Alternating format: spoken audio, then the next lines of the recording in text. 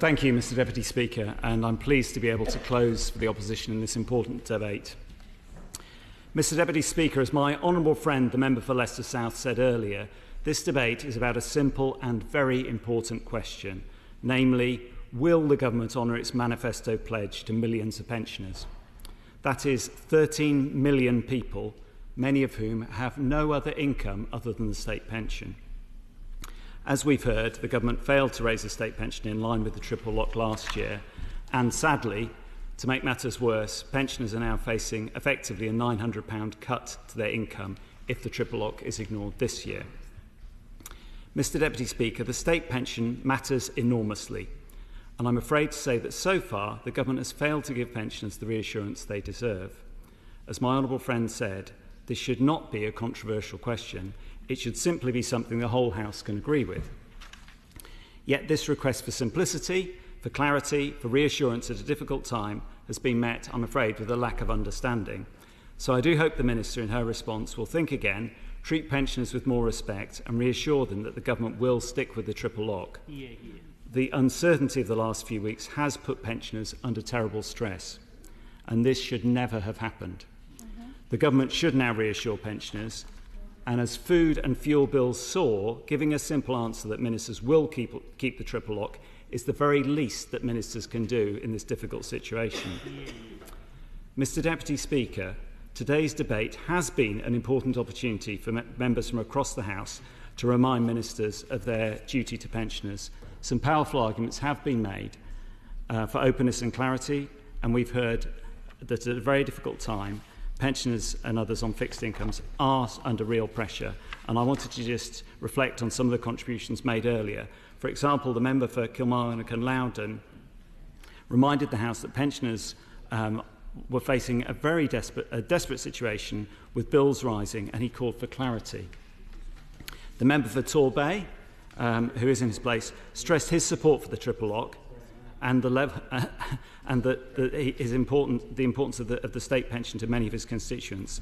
And he also called for the government to do much more to encourage pensioners to claim pension credit. The chair of the Select Committee made some excellent points, a number of which I'd like to refer to briefly, if I may. First of all, that the government, sadly, made a series of very serious blunders in September. There's already been a big fall in the value of state pensions, as I mentioned earlier, and the government gave an assurance that pensions would be uprated. This was a manifesto commitment. And he also gave some of the historical context going back as far as the 1970s, when pensions have been uprated over a very long period of time. He went on to further say that there is a social contract between people in work and indeed the government and pensioners, and I thought that was a very telling point to make. Other members made excellent points. The member for South West Hertfordshire called for the triple lock to be retained. The member for Liverpool Wavertree made a powerful speech in which she talked about the importance of protecting the most vulnerable and the government's duty to do this on behalf of society as a whole.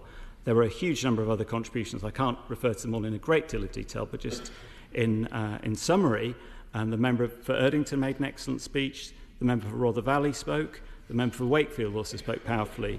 The member for South Cambridgeshire spoke. The member for Easington, Wantage, Stockton North, Guildford, Gower, Broadlands, North East Fife, and a number of others. The member for Hayward and Middleton spoke about. The member for Barnsley East made a fascinating and very important point about the importance of the miners' pension fund and the need for the government to not take money out of this fund. The member for Gloucester also spoke, as did the member for Newport West.